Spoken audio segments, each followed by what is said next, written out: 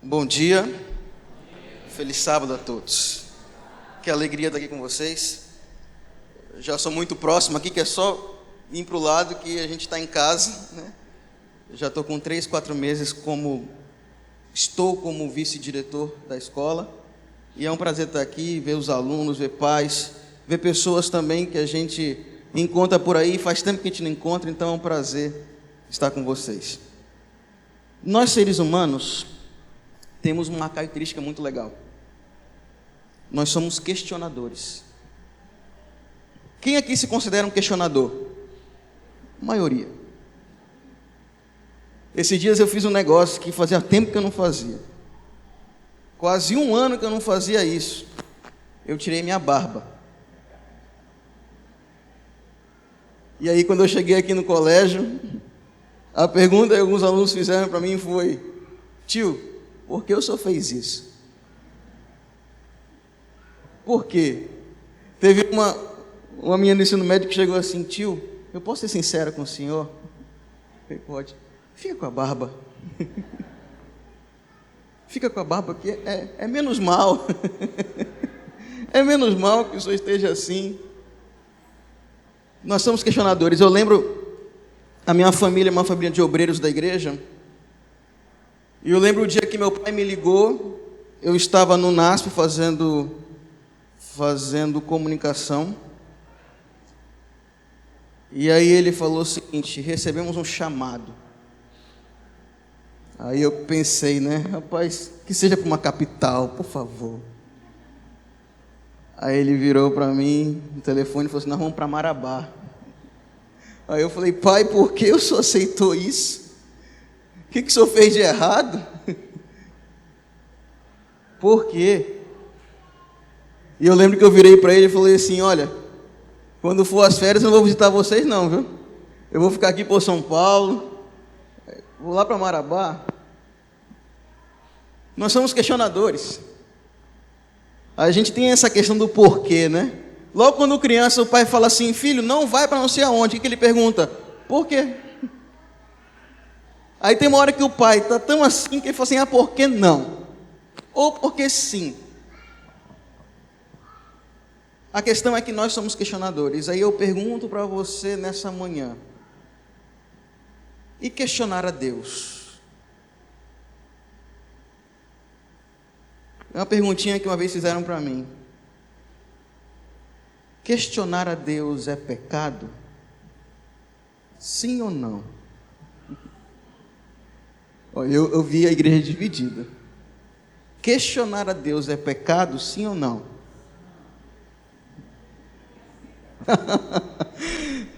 Olha que texto interessante que eu encontrei. Não é pecado questionar a Deus, se cremos que Ele tem a resposta. É normal ter dúvidas e querer ter respostas, mas é errado deixar a dúvida destruir a sua fé. É melhor ser sincero com Deus do que fingir que a dúvida não existe. E eu não sei, quando você começa a ler a Bíblia e você se depara com alguns personagens bíblicos que em algum momento tiveram um embate com Deus. E eu não sei se você que está aqui nessa manhã, em algum momento já não questionou a Deus também por alguma coisa que aconteceu na tua vida. Mas existe um personagem que eu comecei a admirar muito. Depois comecei a ler sobre ele. E é um livro bem pequeno da Bíblia. O personagem é Abacuque. Se você já leu alguma coisa sobre este profeta, eu te convido a estudar um pouquinho sobre ele, porque a história dele é muito interessante. Abacuque, ele foi um profeta que provavelmente viveu nos anos antes do exílio da Babilônia. Só para a gente entender um pouquinho a história dele. A Bíblia não revela muita coisa sobre Abacuque, mas ele registrou uma conversa que ele teve com Deus. E essa conversa está lá, no livro de Abacuque. Nós não temos informações sobre a vida dele. A Bíblia apenas diz que ele era um profeta que se sentia muito indignado com toda a justiça que vinha acontecendo. E para você ter uma ideia de um pano de fundo, mas Abacuque vivia numa época onde o povo de Israel, uma boa parte do povo, estava corrompido. E você sabe que toda vez que o povo se corrompia, Deus mandava um profeta para dar um alerta. E a situação era grave, porque existiam algumas pessoas que Abacuque considerava que eram pessoas boas, mas estavam sofrendo nas mãos daqueles que não queriam nada com Deus. E essa era um pouco da revolta ou do questionamento que Abacuque colocava para Deus. E a gente vê que claramente Abacuque, ele tinha uma relação muito especial com Deus, porque ele fazia perguntas e Deus respondia diretamente. Gente, que coisa incrível. Já pensou se você, toda vez que você conversasse com Deus, ele já te dava uma resposta imediata? Fala assim: Senhor, é o seguinte, estou com um problema aqui, pá, respondi. Olha, Senhor, tem outra coisa, respondo. E a vida de Abacuque é dessa forma. O ministério de Abacuque como profeta durou por tempo indeterminado, antes de o povo de Judá ser conquistado pelo Império Babilônico. E na época de Abacuque, a injustiça e a maldade reinavam em Judá. E isso provavelmente indica que Abacuque profetizou depois do reinado de Josias. Você conhece, o reinado de Josias foi um reino bom ou ruim? Foi bom ou ruim, Josias? Foi bom. Lembra que Josias, ele pegou o reino, ele era apenas uma criança. E ele reinou muito bem. Não vou entrar muito no mérito, eu poderia outro dia aqui contar um pouquinho da história de Josias, mas ele foi batalhar uma batalha que não era dele. E nessa batalha ele morre. E o povo que estava bem com Deus começa a desmoronar novamente. O último rei de Judá temente a Deus, pouco antes depois da conquista do país. A história de Abacuque é uma história que já começa com questionamentos, por isso eu quero que você abra sua Bíblia em Abacuque. Abacuque capítulo 1.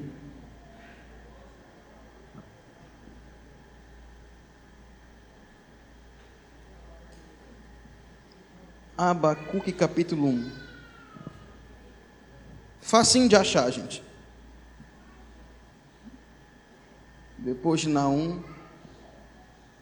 Com a Bíblia aberta, feche seus olhos. Vamos orar a Deus. Querido Pai,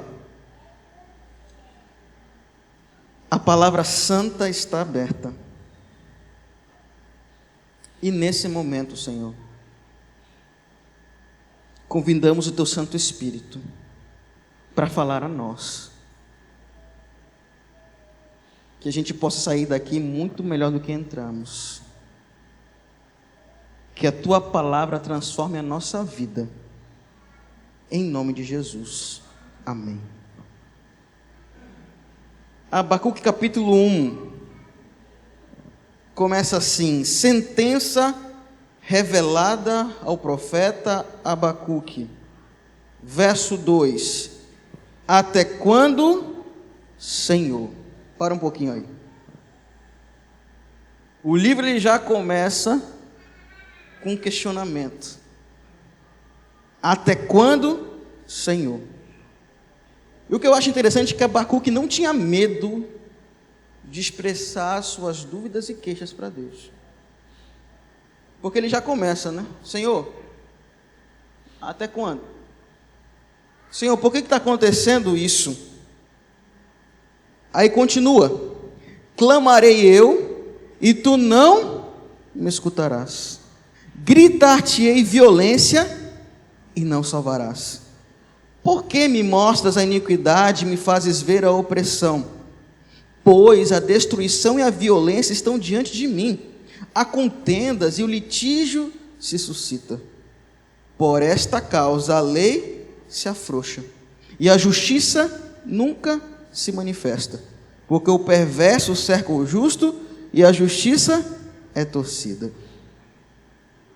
E a segunda pergunta é: será que Deus não se importava com a maldade praticada contra os justos? Tem vezes que acontecem situações e a gente pergunta, por que Deus não intervém? Você quer ver um detalhe? Eu não vou aqui entrar em ramo político, certamente. Mas quando você vê uma decisão do STF, por uma causa, você não se pergunta assim, Senhor, peraí, por que essa injustiça aqui está acontecendo? Que negócio é esse que está distorcido aqui? E é muito normal nós termos esse tipo de embate, que Abacuque também coloca. E Deus ele respondeu a Abacuque com o anúncio de um grande castigo. Vamos ler o verso 5 e o 6. Vede entre as nações, olhai, maravilhai-vos e desvanecei, porque realizo em vossos dias obra tal, que vós não crereis quando vos for contada. Pois eis que suscita os caldeus, nação amarga e impetuosa, que marcham pela largura da terra, para apoderar-se de moradas que não são suas. Isso aqui é uma questão muito contraditória. Abacuque questiona a Deus por que ele está deixando de praticar a justiça. E Deus responde para Abacuque: Abacuque, eu estou vendo a injustiça aí, mas eu estou mandando um povo aí, bem cruel, para levar todo mundo em cativeiro aí.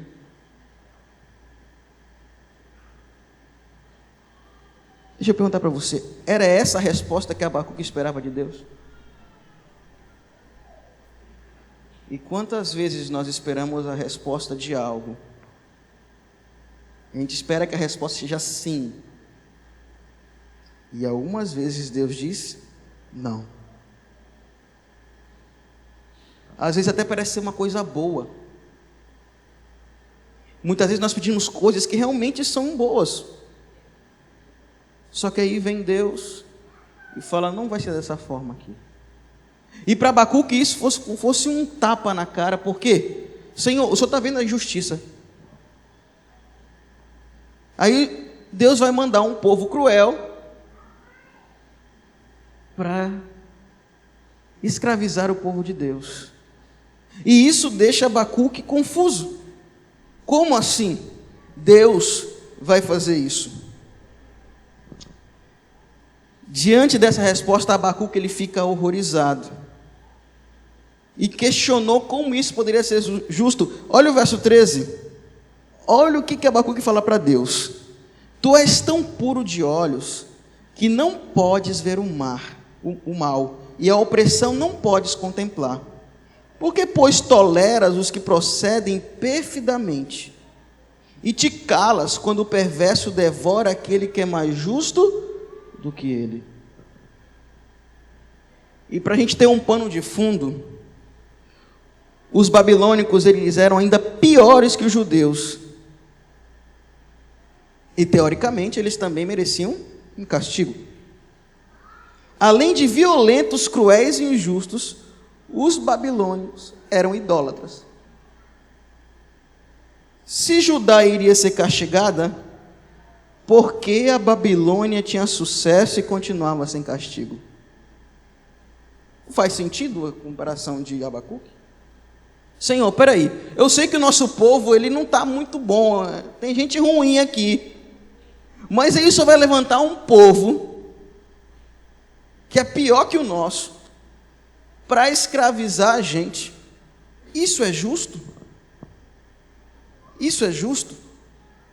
E falando de justiça, olha que coisa interessante. Se Deus é justo, por que Ele permite a injustiça?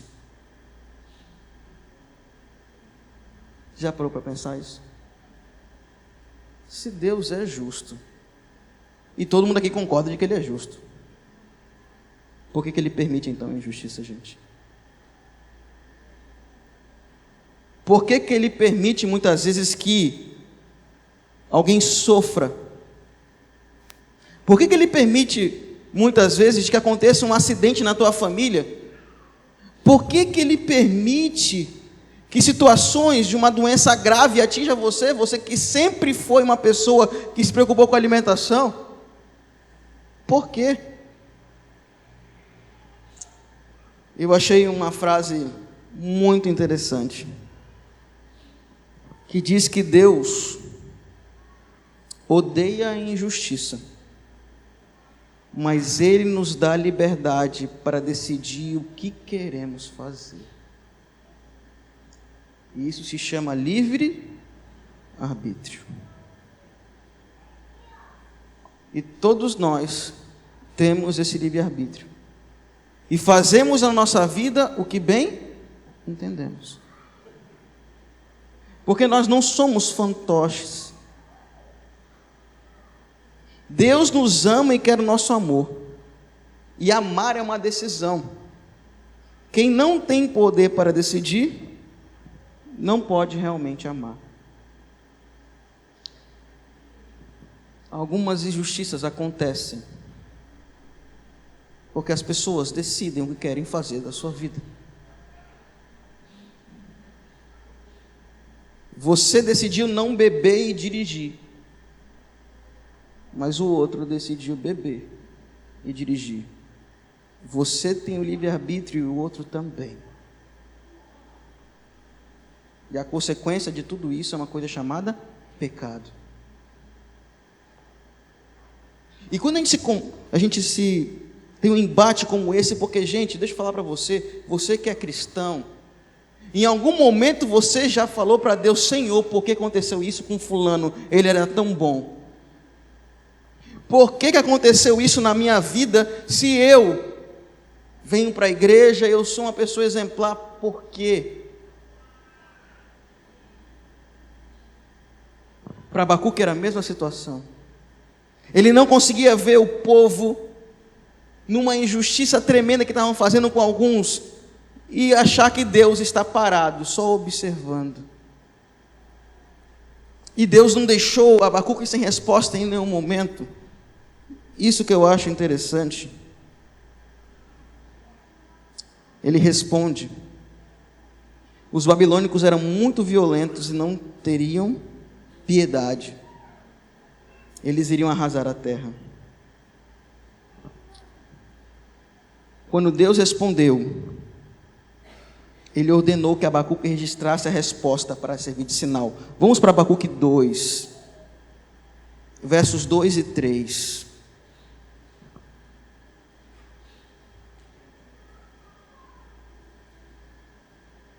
O Senhor me respondeu e disse: escreve a visão, grava sobre as tábuas, para que a possa ler até quem passar correndo, porque a visão ainda está para cumprir-se no tempo determinado, mas se apressa para o fim e não falhará. Se tardar, espera-o, porque certamente virá e não tardará. A resposta de Deus era válida não só para Judá, mas para a Babilônia, mas também para todos que são ímpios. Eu vou dizer um negócio para você que talvez esteja passando por uma injustiça muito grande na tua vida. Algumas vezes a justiça, ela vai ser feita ainda aqui, mas outras só quando Jesus voltar. E pode ser que você passe a vida inteira como injustiçado, mas eu quero dizer para você nessa manhã que existe um Deus que pode acalmar o teu coração. E não importar aquilo que você está passando, pode ser que esse fardo e essa cruz você carregue mesmo. E você sabe, enquanto a gente viver aqui, nós vamos penar. Gente, o pecado entrou, destruiu, e por isso a gente pena.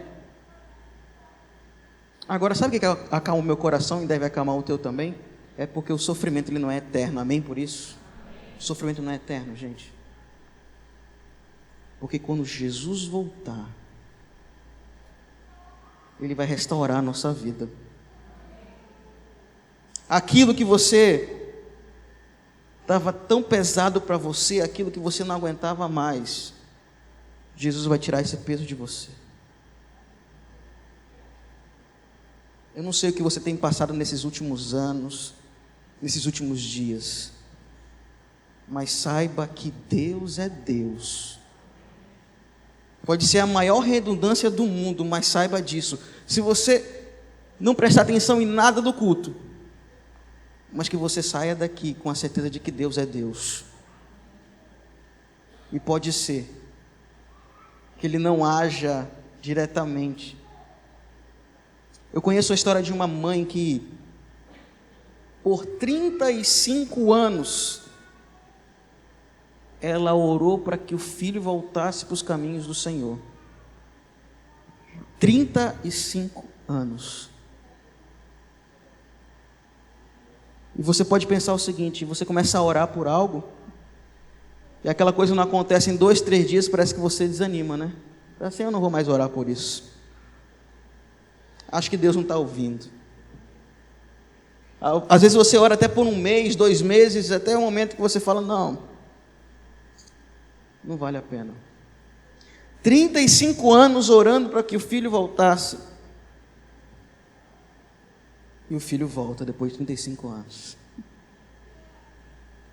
Aquela velha frase que diz que o nosso tempo não é o tempo de Deus. Ele conhece todas as coisas. Ele conhece tudo. Deus explicou que o sucesso das pessoas ruins é apenas temporário. Mas Deus cuida de quem é fiel a Ele. Leia o verso 4 e 5.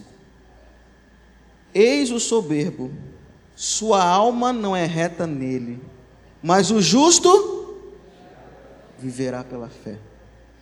Assim como o vinho é enganoso, tampouco permanece o arrogante, cuja ganância boca se escancara como o sepulcro e como a morte, que não se farta. Ele ajunta para si todas as nações e congrega todos os povos. O justo viverá pela fé. Querido amigo que veio aqui nessa manhã, é um apelo que eu faço para minha família, para mim mesmo e para você. Não perca a sua fé. Porque no momento que nós perdemos a fé, querido, o que vai restar? Fala para mim. A vida vai passar e eu não vou ter esperança de nada. Eu não sei se você já conversou com alguém sem esperança, sem fé. Eu conto essa história para onde eu vou porque eu acho ela muito interessante. Eu estava fazendo teologia e fui ver minha noiva, hoje minha esposa, lá em São Paulo. E peguei um voo aqui em Belém para São Paulo, um voo direto, 3 horas e meia de voo. Sentei, daqui a pouco chega um rapaz, assim de uns 35, 40 anos, e um filhinho. Ele senta, ele começa a falar com o filho. Eu falei, opa, não é brasileiro, deve ser chileno, paraguaio, mas ele era argentino, né? E nessa época era a época de Copa do Mundo. E aí ele me viu, a gente começou a conversar, e é claro, ele começou a falar do Messi, eu comecei a falar do Neymar, a conversa foi assim, em futebol. Daqui a pouco ele fez uma pergunta. Ele falou para mim, o que você faz da vida? Aí eu falei, eu estou estudando para ser pastor. Aí ele virou para mim, rapaz, é um bom negócio, né? Muito dinheiro. Eu falei, amigo, mal sabia ele que o pastor é adventista, né? Eu falei assim, não, meu amigo, eu realmente estou fazendo para levar a mensagem de Jesus para as pessoas. Aí quando eu falei Jesus, ele disse assim, você acredita nisso mesmo? E as últimas 2 horas de viagem foi ele falando do evolucionismo e eu do criacionismo. E com muito respeito, viu? Foi uma conversa muito respeitosa. E ele começou a falar das suas teorias, eu falei da minha também, como é que o universo foi criado, tinha que ter uma mente inteligente. Ele falou assim, não, foi uma explosão e tudo mais. Aquela conversa, acho que quem tivesse perto ali ia falar, rapaz, os caras estão indo para uma outra dimensão. Até que no final da conversa ele disse uma frase para mim. Ele falou assim, se o que você me falou for verdade, um dia eu vou saber. Um dia. Alguém que não tinha uma esperança, fé. Inclusive no final falou assim, eu quero te dar uma Bíblia. Não, eu falei, eu tenho. Eu não leio, mas eu tenho ela lá. Existem pessoas que não têm esperança, não têm fé. E se a gente, como cristãos, a gente perde isso, o que nós temos mais? Não tenho nada. Esses versos aqui que nós acabamos de ler, elas mostram para a gente que os idólatras não iriam receber as respostas nem proteção, porque somente Deus tem todo o poder. Por vezes, Deus parece demorar a responder à injustiça. Os injustos ficam com um sentimento de segurança e se tornam mais ousados em sua maldade. Mas eu quero dizer para você que no fim, Deus sempre traz a justiça. Nós temos a garantia que Deus vai agir. Nós temos a garantia de que Deus vai agir no tempo certo. É claro que nós nos indignamos com as situações que acontecem no nosso mundo e com nossa família. É fato isso. Mas eu quero dizer para você que Deus, Ele é Deus. E isso basta. Isso basta. Eu e minha família, a gente passou por uma situação muito complicada. E talvez tenha sido a primeira vez na vida, e eu vou dizer que com 20 e poucos anos de idade, eu finalmente tenha perguntado para Deus, Senhor, por que isso está acontecendo? Há 5 anos atrás, a minha avó começou a sentir algumas dores na barriga. E isso para a gente era, bom, é uma senhora idosa, né? O idoso começa a ter dores, né? No meu caso, eu estou com 32, já sinto.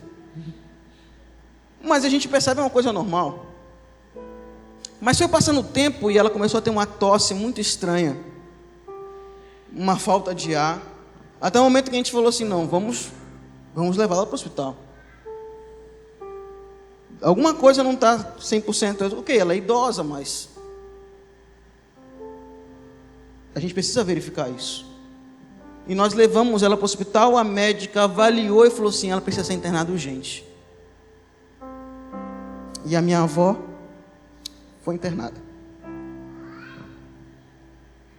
Depois de um tempo, ligaram para mim e falaram assim, olha, tua avó entrou numa UTI. E eu confesso para você que eu olhei para cima e falei, Senhor, a minha avó, ela sempre foi temente a Ti. Ela sempre levou pessoas para a igreja. Sempre. E aí ela vai morrer de uma forma assim, tão brusca, sentindo um monte de dor. Senhor, isso não está certo não. E talvez um de vocês já tenha se perguntado assim. E eu tive esse embate, eu fiquei esperando Deus dar a resposta. Assim como Abacuque no capítulo 2, ele sobe numa torre e fala, Senhor, eu vou estar esperando a resposta, e eu quero agora. A minha avó ainda fez 2 cirurgias no Hospital Adventista. E passou 4 meses internada. E ver minha avó aqui hoje é porque Deus faz milagres. Deus demorou 4 meses para responder minha oração. E eu não sei por quanto tempo você tem orado por alguma coisa. Eu não sei. Mas talvez os textos mais lindos da palavra de Deus se encontram em Abacuque, capítulo 3, a partir do verso 17, que diz assim: ainda que a figueira não floresça, e nem haja fruto na vide, e o produto da oliveira minta, e os campos não produzam mantimento, as ovelhas sejam arrebatadas do aprisco, e nos currais não haja gado, todavia eu me alegro no Senhor, e exulto no Deus da minha salvação. O Senhor Deus é a minha fortaleza, e faz os meus pés como os da corça, e me faz andar altaneiramente. Deixa eu falar um negócio para você. Abacuque, ele termina o livro dizendo: Senhor, eu não sei o que o Senhor tem para mim, mas uma coisa eu sei: o Senhor controla a minha vida. Eu não sei o que o Senhor tem para mim, eu sei que está sendo injusto, as pessoas, eles vão vir aqui e vão acabar com a gente, mas Senhor, eu quero dizer para o Senhor o seguinte: só controla a minha vida, porque eu sei que o Senhor é Deus. E querido, Deus é Deus, independente daquilo que tenha acontecido com você. Deus é Deus, Ele vai continuar sendo. E não importa o que você passa, Ele te abraça. Porque esse Deus de amor que me alcançou e alcança você nessa manhã. Deixa Deus ser Deus na tua vida.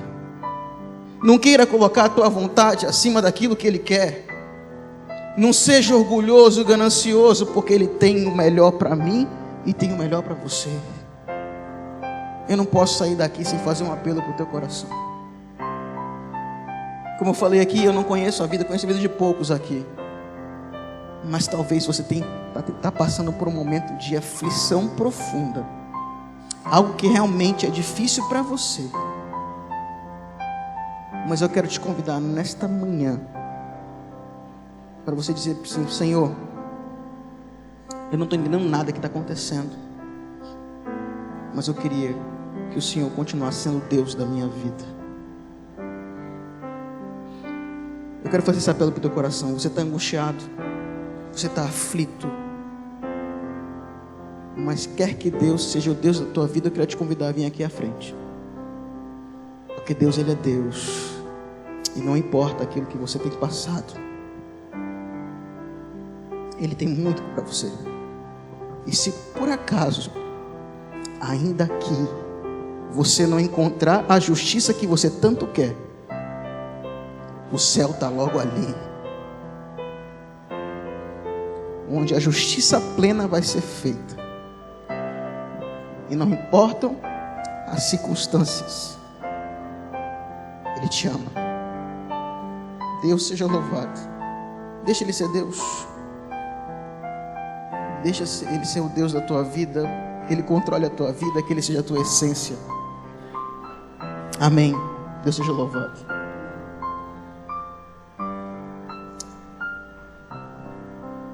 Um dos versos mais bonitos da Bíblia diz que nesse mundo nós teremos o quê? Mas o que diz o verso, gente? Entende o quê? Eu venci quem? Jesus venceu o mundo. E Ele quer que você vença pelo seu poder, não pelo seu poder próprio. Deus seja Deus na vida de todos nós que estamos aqui. Deus seja louvado, porque se Ele controla a minha vida,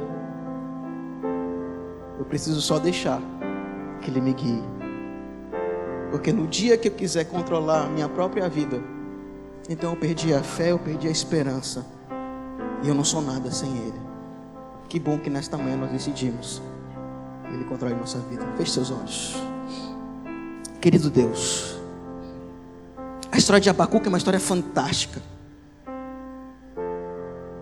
Ele queria ter resposta, Senhor.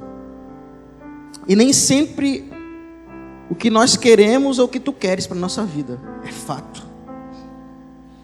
Mas, Senhor, nós queremos dizer também, como Abacuque disse: ainda que a figueira não floresça, ou seja, ainda que tudo dê errado, que o Senhor controle a nossa vida. Continue sendo nosso Deus. Continue estendendo a mão para a gente, Pai, porque sem Ti nós não somos absolutamente nada. Por isso, Senhor, cuida da vida de cada um aqui. Talvez existem pessoas aqui que estão passando por uma angústia tão grande, uma injustiça tão grande, Pai, que é difícil carregar isso. Por favor, Senhor, abrace essa pessoa com os teus braços de amor e sussurre no ouvido dela que tudo vai ficar bem.